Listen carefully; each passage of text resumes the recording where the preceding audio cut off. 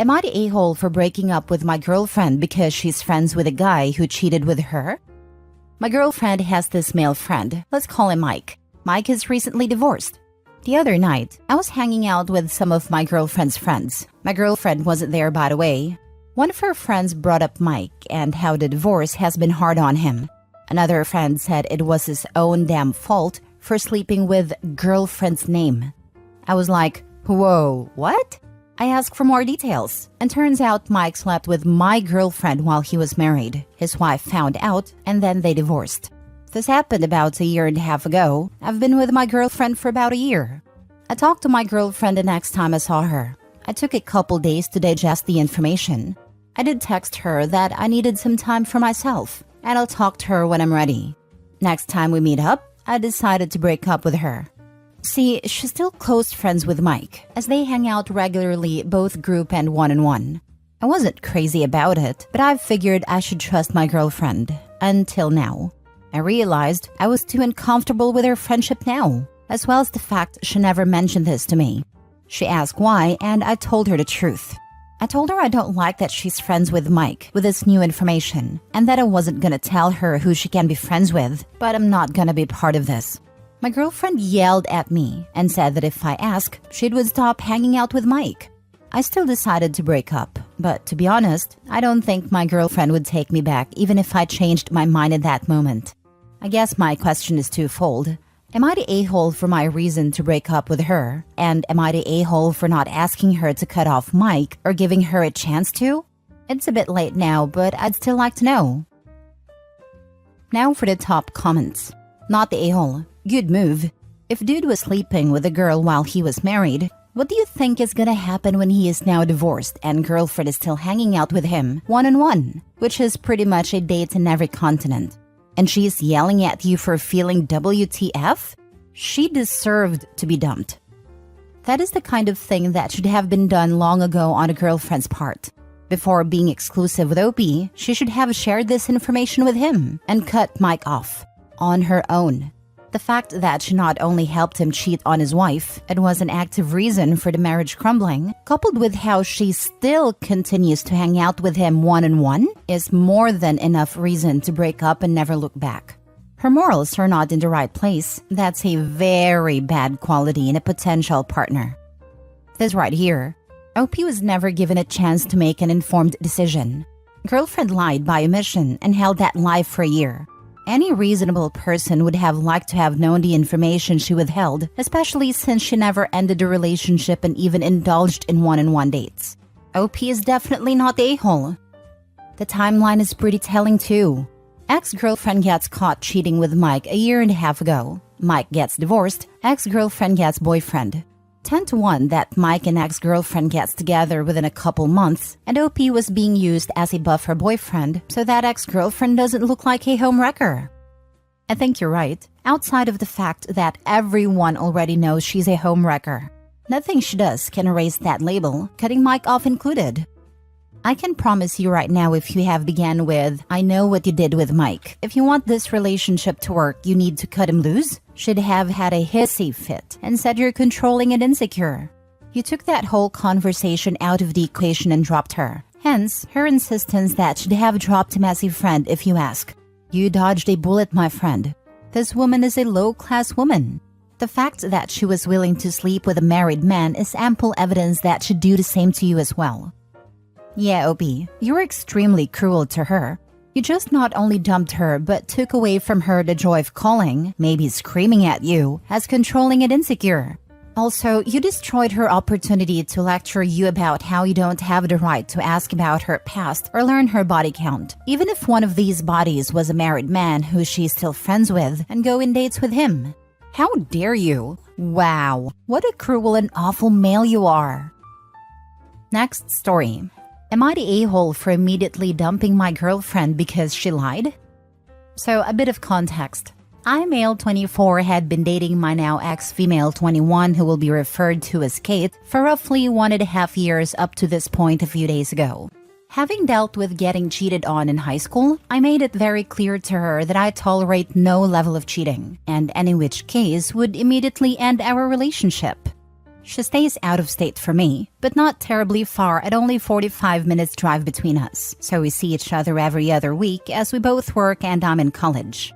She informed me a few weeks prior that she had a friend coming into town and that he wanted some weed, but they're a medical-only state, while I'm in a recreational state. So in turn, I give her some pre-rolls to give to him once he gets into town. Now at this point, I have no sense of mistrust in Kate at all. She told a get down about how they were gonna link for a gym session and he'd grab the joints, and that'd be it. I haven't bothered to ask for his name, what he looks like, etc. All I knew is that they went to high school together, they hadn't seen each other in a couple years, and he was coming into town to visit family at no exact date. Now to what happened. A few days ago, I was getting plans ready for a date we had set up the next day. Kate told me she had to work this day, so I was tasked with all the planning. I was texting Kate about it, trying to set up time frames of when she'd be here, where to eat, etc. This is when I noticed her Snapchat location was turned off. This is concerning because she's never had it off, and we share each other's locations at all given times. I ask her what's the deal, and she says she turned it off for safety concerns since she didn't want everyone seeing it all the time anymore. This confused me, since she can choose to just share it with me alone. I just pushed it aside as me being paranoid until she didn't respond back to my texts for 2 hours. Now for most, this wouldn't raise any concern as she is at work, she could be busy, etc. But she works at a small food spot and they have never been busy enough to the point she doesn't respond for 2 hours. And she had always been telling me about how they don't have a lot of business. Fast forward another hour as I was leaving a workout sesh, I see that she still hadn't replied. I don't know how, but I get a sinking gut feeling that something's off. There's too many red flags to ignore, so I make a decision to take the 45-minute drive all the way to her job. When I get there, I don't see her car outside. I can't write it off yet as she's gotten sent home early before due to slow business, so I drive to her house. She's not there either. Now I'm alarmed. To be sure, I drive all the way back to her job and walk inside to ask one of the staff working up front if Kate had been into work today. They say no. At this point, I'm mad, and I let it get the best of me. Once I step outside, I immediately text her that I never want to see her face ever again, and I drive home. In this hastiness, I forget that same food spot has a second location, and that she's sometimes been staffed there, but hasn't been recently, which is why it slips my mind. I get home and I'm still pissed, but I realize I could have been wrong and acted out too soon. Until she finally responds to my texts, right at 10:07 p.m. that she just got off work. This added to my level of suspicion because the main location I've visited that she works at closes at 10 p.m., but the second location closes at 9. She's asking what I meant by the last text and called me once, which I declined. At this point, I still needed to close all doors to be sure of myself, so I decided to call her back. I'm under the impression that she doesn't know I stopped by her job, so I keep it that way. I ask her why she has not been responding to me, and she gives me a comical excuse about how her boss got mad at her coworker for being on their phone, so he told them they couldn't use their phones on shift anymore. I knew this was a BS excuse, but I needed to catch her slip up. So I trail it to a normal conversation about her day, until she slips up and says that she'd only been working at the main store this whole pay period. And that sealed it. I caught her in a lie and finally decided to ask her the real questions, which went like this. Me: so Kate, so where were you actually at all day? Kate: what do you mean? I was at work all day.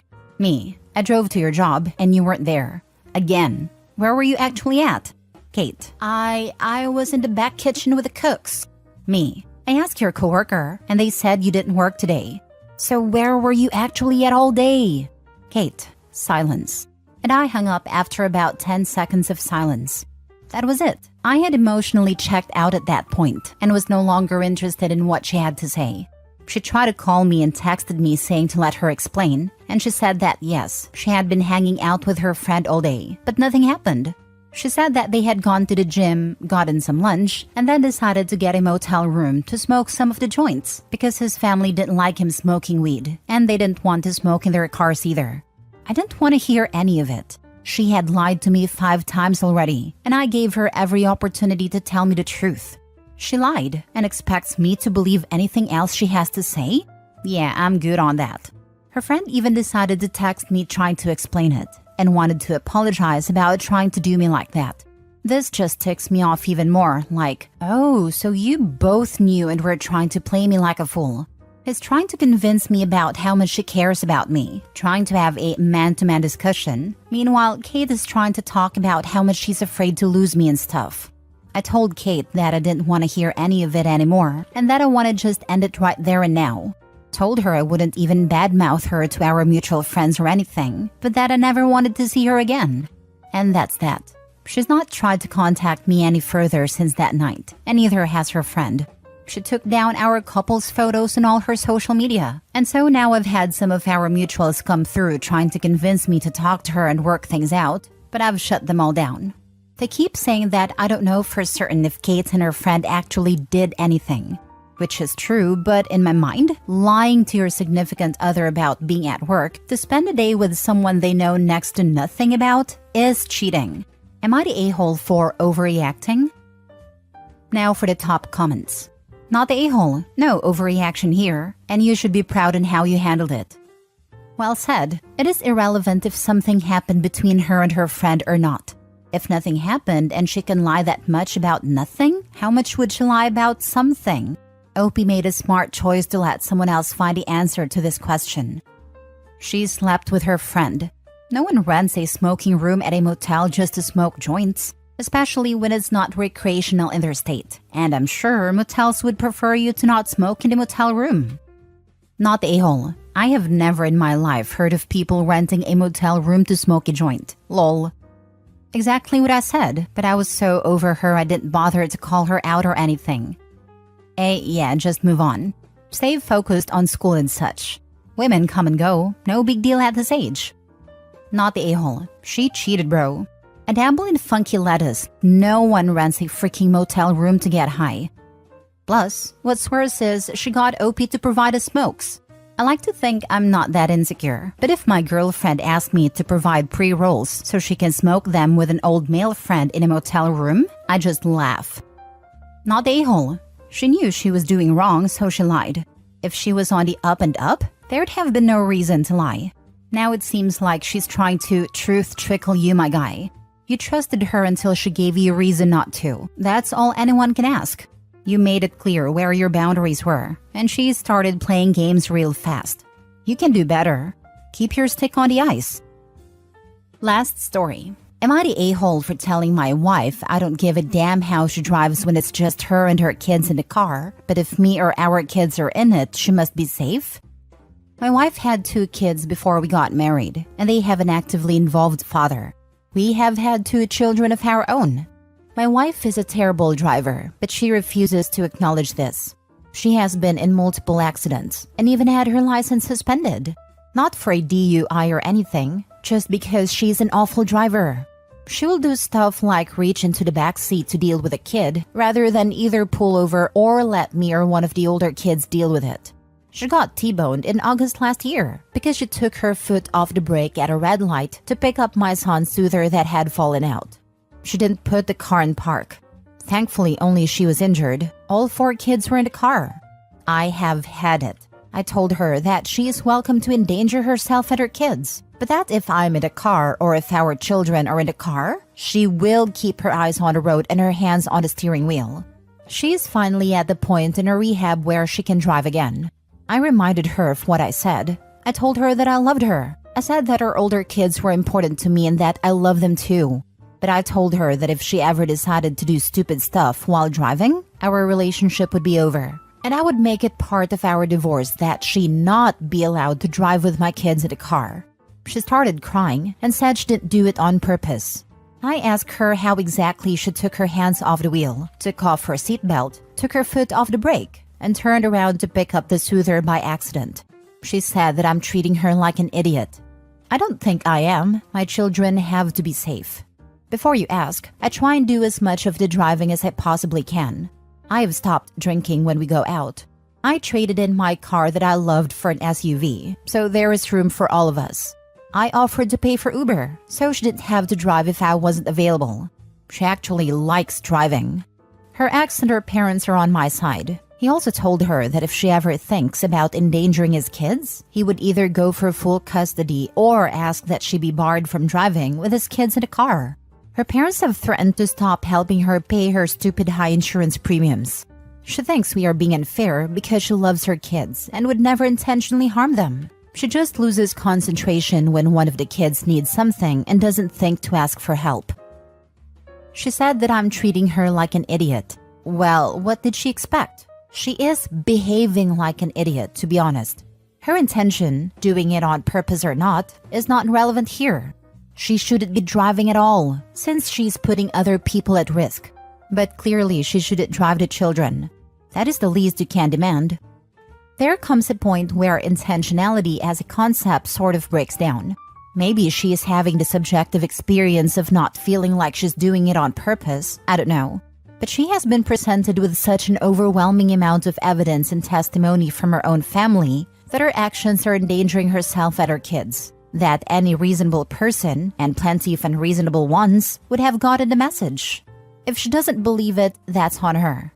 In a way, it's actually worse. If a person is so deeply delusional that this degree of evidence is available and she still doesn't feel at fault, she's just straight up dangerous. And probably in way more scenarios than just this one. How far gone do you have to be to not see that your actions are causing this? What else in your life are you this delusional about? My aunt was like this, very nice but oblivious to anything around her. She did not teach her kids to stop and think. One of my cousins died young from something avoidable if he had been taught. OP's wife is careless in other ways most likely. It's a matter of time until someone gets hurt. Intentional or not, her actions are selfish.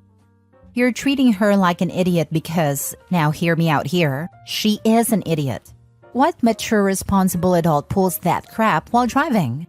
If losing her license and being in multiple accidents wasn't enough to show her that she has a serious problem, I doubt your threat will either.